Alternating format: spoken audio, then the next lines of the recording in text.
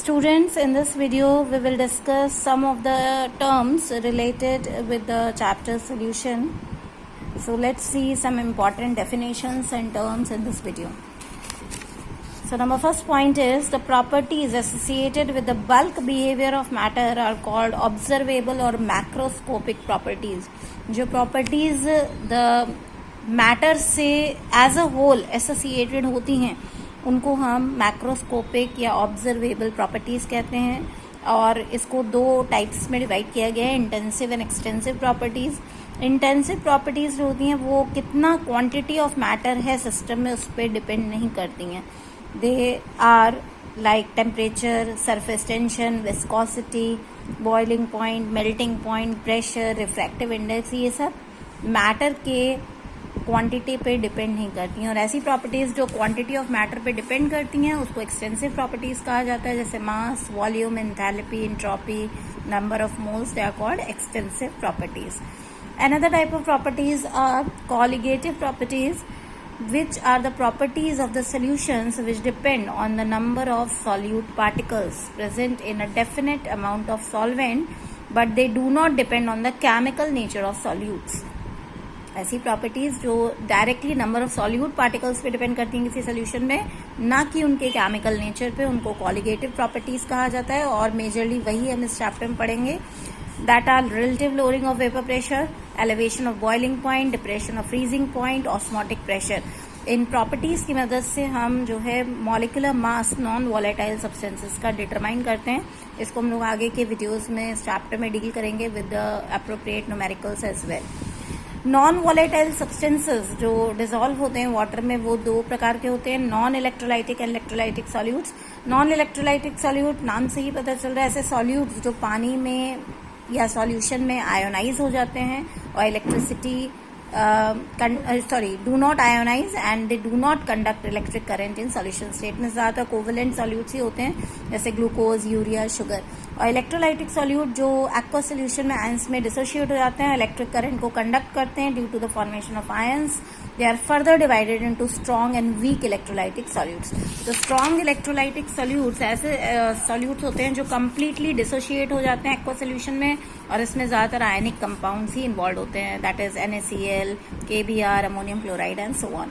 और week electrolytic solutes में ऐसे सॉल्यूट्स होते हैं जो पार्शियली आयोनाइज होते हैं सोल्यूशन में और इसमें मोस्टली जो है week acids, weak bases and salts of weak acids and polar covalent compounds are involved, like acetic acid, ammonium hydroxide. ये सब weak हैं. Weak acid है, weak base है. HCN is again a weak acid. So mostly the weak acids and bases and salts of weak acids are included here, and strong acids, strong base and salts of strong acids are included in strong electrolytic solutes. Another important term here is association and dissociation. So first is dissociation. Dissociation किसमें होता है? Electrolytic solutes में होता है, आयनिक solutes में होता है जिसमें ऑलरेडी आयंस प्रेजेंट होते हैं. इनके बीच में जो इलेक्ट्रोस्टैटिक फोर्स ऑफ अट्रैक्शन होता है, जब आप इसको डिसॉल्व करते हैं तो वाटर का या सॉल्यूशन का जो हाई डाइलेक्ट्रिक कांस्टेंट होता है उसकी वजह से वो सेपरेट हो जाते हैं. And this process of the formation और dissociation of the ions in an ionic solute is called as dissociation.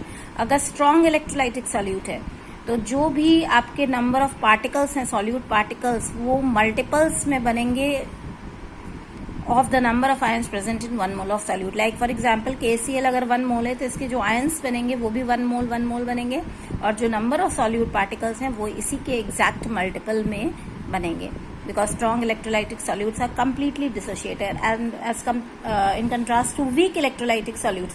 जैसे एसिटिक एसिड, इसको आप डिसॉल्व करेंगे तो हाइड्रोनियम आयन एस्टेट आयन बनेगा. अमोनिया वाटर में डिसॉल्व करेंगे तो अमोनियम आयन हाइड्रोक्सिल आयन बनेगा. तो अगर ये 1 मोल सॉल्यूट डिसोशिएट होता है तो ये पार्शियली डिसोशिएट होता है और इसीलिए जो नंबर ऑफ सॉल्यूट पार्टिकल्स जो होते हैं इसमें वो exact multiple of ions that is form from 1 mole of solute उसके एग्जैक्ट मल्टीपल में नहीं बनते हैं. But it depends entirely on the degree of dissociation. Degree of dissociation आपने पढ़ा होगा, that is equal to the depend on the extent of the dissociation of a particular electrolyte. Extent of dissociation, कितना कोई electrolyte dissociate होगा, that is the degree of dissociation पर 100 molecules, कितने molecules dissociate होंगे किसी इलेक्ट्रोलाइट के, वो आपको डिग्री ऑफ डिसोसिएशन बताता है, और उसी को या आप कह सकते हैं एक्सटेंट ऑफ डिसोसिएशन वो डिटरमाइन करता है। तो उसी के अकॉर्डिंग वीक इलेक्ट्रोलाइट्स डिसोशिएट होते हैं। Next is association. एसोसिएशन बिल्कुल उल्टा है, जब सॉल्यूट्स एसोसिएट करके एग्रीगेट्स बना लेते हैं। Aggregates means you can say a group of molecules they form, that is called aggregates. तो अगर 2 मॉलिक्यूल्स एग्रीगेट हो रहे हैं, कंबाइन कर रहे हैं, तो that is called the compound form is called as a dimer. अगर 3 मॉलिक्यूल्स एग्रीगेट कर रहे हैं तो उसको कहते हैं ट्राइमर। अगर 4 कर रहे हैं तो that is called tetramer and so on. For example benzoic acid, 2 molecules combine together or associate together to form a dimer that is shown by C6H5COOH whole twice. अगर कोई ट्राइमर बना रहा है तो होल थ्राइस हो जाएगा, tetramer बना रहा है तो होल 4 हो जाएगा। Okay. Next, very important term here is vapor pressure. That is also called as saturation vapor pressure or equilibrium vapor pressure. Let's see first the definition of vapor pressure. The pressure exerted by the vapor of a liquid at a particular temperature in a state of dynamic equilibrium is called vapor pressure of the liquid at that temperature. Now first see what is vapor pressure. Let me explain you with the help of a diagram. इसमें देखिए vapor pressure, you have studied this in your class 11 that in a closed container, if it is connected to a vacuum pump, it is evacuated at a particular temperature when the rate of evaporation becomes equal to rate of condensation, that is dynamic equilibrium, and the pressure exerted by vapor in this stage is called as the vapor pressure, or you can say saturation pressure, or you can say equilibrium vapor pressure. तो जब एक particular temperature पे liquid evaporate होकर vapour बना रहा है, और एक पर्टिकुलर टेम्परेचर पे जब प्रेशर वेपर का कंडेंसेशन लिक्विड में जब कर रहा है उसका रेट, और लिक्विड वेपर में कन्वर्ट हो रहा है उसका rate, that is rate of evaporation and rate of condensation both becomes equal. At that stage the vapor exerts a definite pressure provided the temperature is constant, that is called the vapor pressure. और ये vapor pressure जो है वो 2 चीज़ों पे depend करता है, 2 factors पे डिपेंड करता है। तो let's see first the 2 factors, that is first is nature of liquid. अगर लिक्विड के बीच में वीक इंटरमोलिकुलर फोर्सेस हैं तो ऑब्वियसली ज्यादा मॉलिक्यूल्स एस्केप करेंगे और रेट ऑफ एवेपोरेशन जो है वो ज्यादा हो जाएगा, and consequently the vapour pressure is also high and vice versa. और टेम्परेचर पे अगर टेम्परेचर ज्यादा है तो मॉलिक्यूल्स एनर्जेटिक हो जाएंगे, एनर्जी ज्यादा हो जाएगी, और एनर्जी ज्यादा हो जाएगी तो ज्यादा मॉलिक्यूल्स एस्केप करेंगे वेपर फेज में, और ज्यादा वेपर प्रेशर जो है वो लिक्विड का होगा, that means vapour pressure will increase.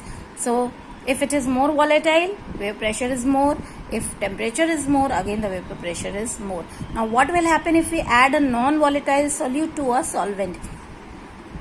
इसको let me read this what I have written, then I will explain you with the help of a diagram. In case of pure solvent, the entire liquid surface is occupied by liquid molecules. इसमें देखिए diagram बना है, ये देखिए pure solvent है तो इसके surface पे देखिए खाली लिक्विड मॉलिक्यूल्स है, तो जब यहाँ सिर्फ लिक्विड मॉलिक्यूल्स है तो खाली वही तो इवेपोरेट करेंगे, और यहाँ पे ज्यादा लिक्विड मॉलिक्यूल्स है, entire surface is occupied with liquid molecules, तो कॉन्सिक्वेंटली वेपर जो है वो ज्यादा बनेगी और ज्यादा वेपर प्रेशर एक्सर्ट करेगी। लेकिन in contrast to that, if solution contain a non-volatile solute, a part of the liquid surface is also occupied by a solid particle which reduces the escaping tendency of solvent molecules, and thus evaporation occurs to a lesser extent resulting in lowering of vapor pressure of the solvent. अब देखिए next diagram में यहाँ पे एक solvent के अंदर solute डला हुआ है नॉन वोलेटाइल, तो अगर आप सॉल्यूट होगा तो कुछ पार्टिकल्स सरफेस पे सॉल्यूट के होंगे और कुछ सॉल्वेंट के होंगे।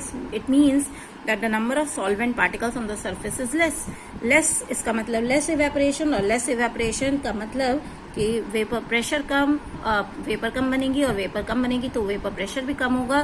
That means that if you add a non volatile solute to a solution और a solvent, the vapour pressure will gradually reduce. यहाँ पे वेपर ज्यादा बन रही है तो वेपर प्रेशर ज्यादा होगा, यहाँ वेपर्स कम बन रही है तो यहाँ वेपर प्रेशर कम होगा। In the next video we will deal with the Raoult's law.